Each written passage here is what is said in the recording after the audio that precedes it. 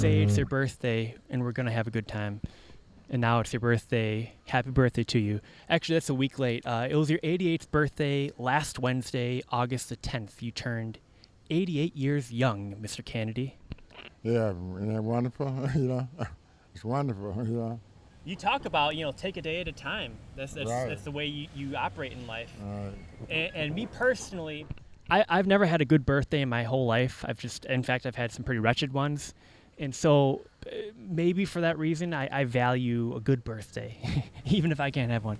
So there was a gentleman went by the name Paul Humphreys, and he was a friend of yours, first black to play drums for Lawrence Welk show, first black to play at all for Lawrence Welk show. And he was generous. He gave something to you that you lost over the years. What did he give you?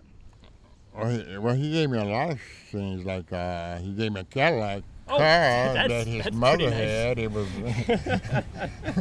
That's pretty big. He gave me some drumsticks. I mean the brushes. Yeah. Because That's we what used to I'm hang thinking about. together. That's what you was thinking about, but I wasn't thinking, But what else did he give you? I didn't know he gave you more than just. You mentioned it before. He gave you the Cadillac. Well, we had love. We was like brothers. We like family.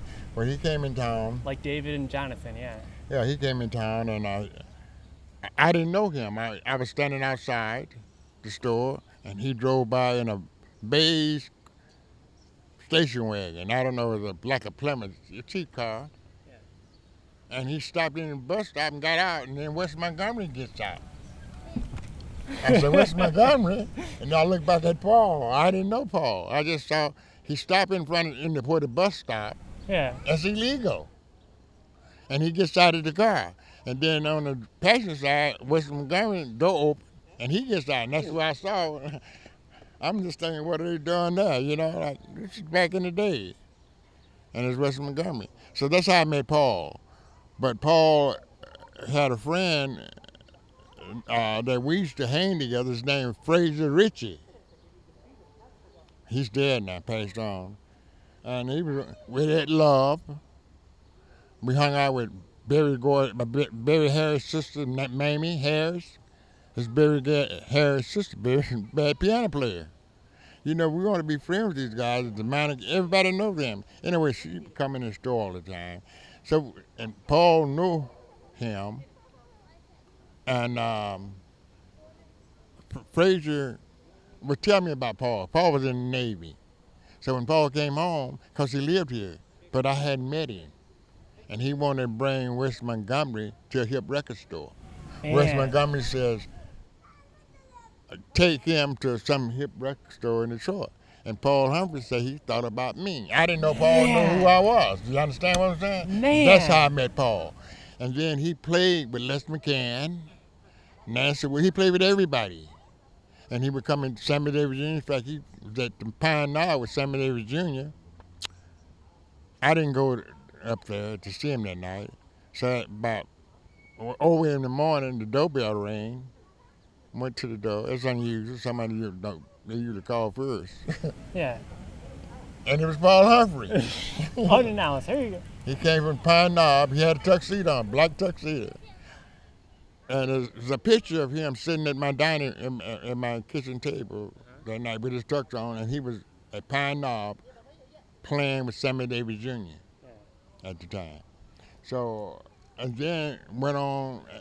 I would see Paul every time his family lived down where I live now, in that area, Black Bottom it's called. I used to go visit them. His father bought him he bought himself an organ. He wanted to play organ. It's an expensive organ. Here, could you hold this? Sure. The camera's I gotta hit him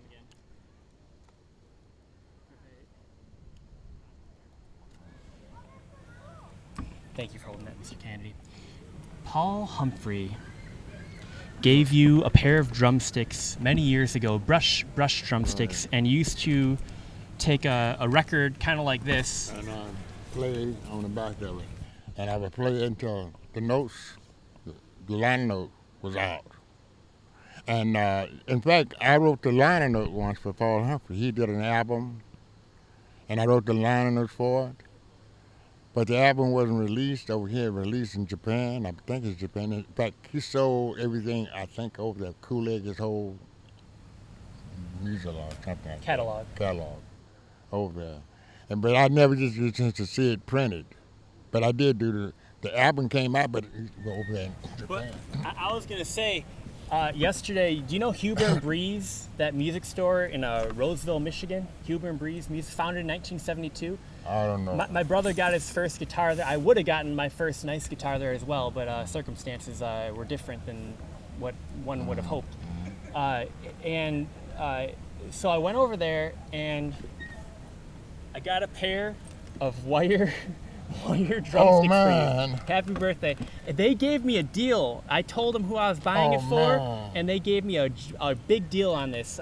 So thanks to the guys at Huber and Breeze. And they didn't just give me a deal. They know some Motown people, and they gave me some notes. So do you recognize the name George Davidson or Pistol Allen? Pistol Allen, yes, he was with the Funk Brothers. Yeah, Jeff Canady, a drummer called Jeff Canady.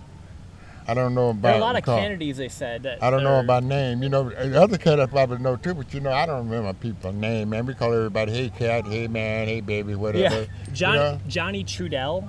Yeah, I know him. And then I know he was in the music business. The Funk Brothers, right? One of the workers at Huber and Breeze, which by the way, they have lessons. There's a studio. There's a music store. You know, they're so nice. Let this be an ad for their business. But the Funk Brothers played the concert that opened up Shane Park back in the day. Down the street. You were at that concert? Probably. Well, guess what? The real opening band that opened before the Funk Brothers that day was a high school band that included one of the workers that I met yesterday at Huber and Breeze, where I bought this pair of drumsticks for you. Isn't that a small? I guess there was like a high school band that technically played right before the Funk Brothers did that day. Well, so I don't remember, but you know, at that time, you know, I was into everything. Everything happened. That's why I was probably there, because the Father Brothers, you know, like Johnny, the piano player, he came and made a store every week and brought flyers and put in my store. I know everybody. See, they all play with Motown, but you know, I know of the name, you know, but say I know that, you know. And you know their face, you know their face, face if you saw them now. now. We see each other, hey cat, we hug, and I don't even, you know, I don't remember the name, man. Everybody's your brother, hey man, hey cat, you know. Hey, let's open this up though. Oh man. I don't know how it works. Here, you unscrew it. Oh, it's like that. Yeah. And then, I've never used these before. This is yours, but. And then you would get a record. I'm just curious. And then you get a record. You just drum on it. Yeah. Man, I ain't seen this. How long you turn it like this? And let's see.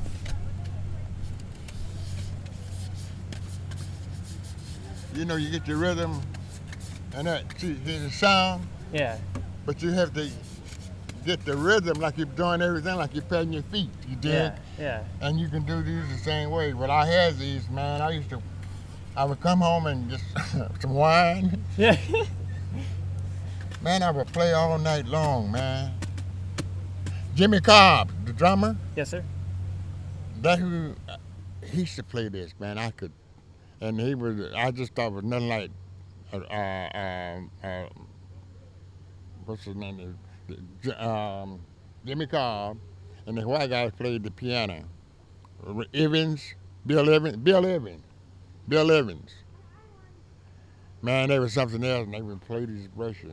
So Paul gave me a pair, man, and I don't know what happened to him. Man, thank you so much, man. I just wasn't going. I want to get him. I think about him, but I never go get. I don't know. I don't want to buy anything anymore, man. You know.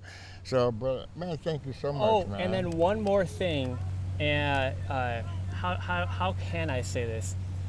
One of the gentlemen at Huber and Breeze told me that about 20 years ago, this is a true story, a bunch of the studio musicians from Motown got together and recorded an album that has yet to be released to this day, and a lot of them are dead now.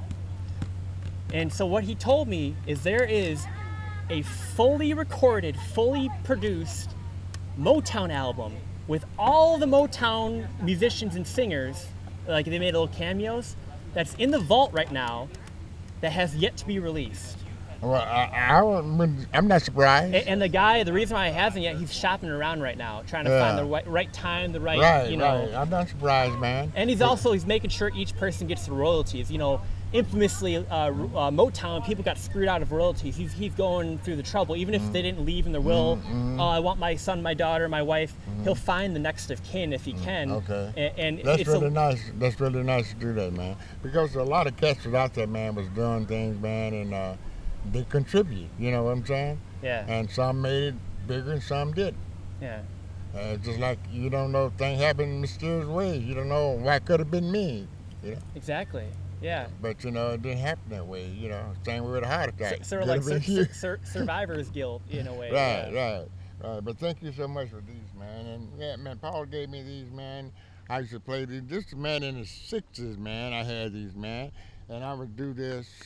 And I would always play that, man. Whoever's playing, I always pick the thing. That's the way I learned my, you know, you can pick it up, man. You know, but you got to know, it's a stick that you got to, you know, like dancing. I wouldn't teach you how to dance. Everybody got his own thing. Everybody play different. Do you know how to do a paradiddle? Like, a paradiddle will be like right, left. Paradiddle. And it's basically, you take a word, like like you make up a word and then you do a beat to it, and then that's like a way to like do an exercise. Yeah. This is true. It's a way that you do it, and it'll come to you if you're interested. If you got it, you got it. Hey, you want to try it like 1, 1, 2, 2? Well, no, not right now. Okay. No, I was gonna say like it's like this, like. Yeah. Paradiddle. That's all a paradiddle is. Yeah, but and then you just do that faster, and then you're a drummer, you know.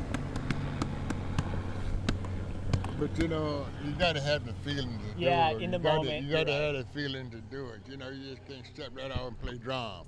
You know, one time you can play air guitar. It's called air guitar, air drum, right? Yeah. The same thing. Sometimes you can feel it. If you ain't in it, just pick up, you know. Yeah. Here, why don't you put this in my bag or your bag? Don't matter. It fit in my bag. It don't matter. Because that's what it was before. So. But, I was going to get you, here, I'll take that. I was going to get you a new recorder, but I think all recorders are pretty much the same. But I know you didn't have one of those wire, you know, you had one, but you haven't had one in a while, and I know you enjoyed it, so.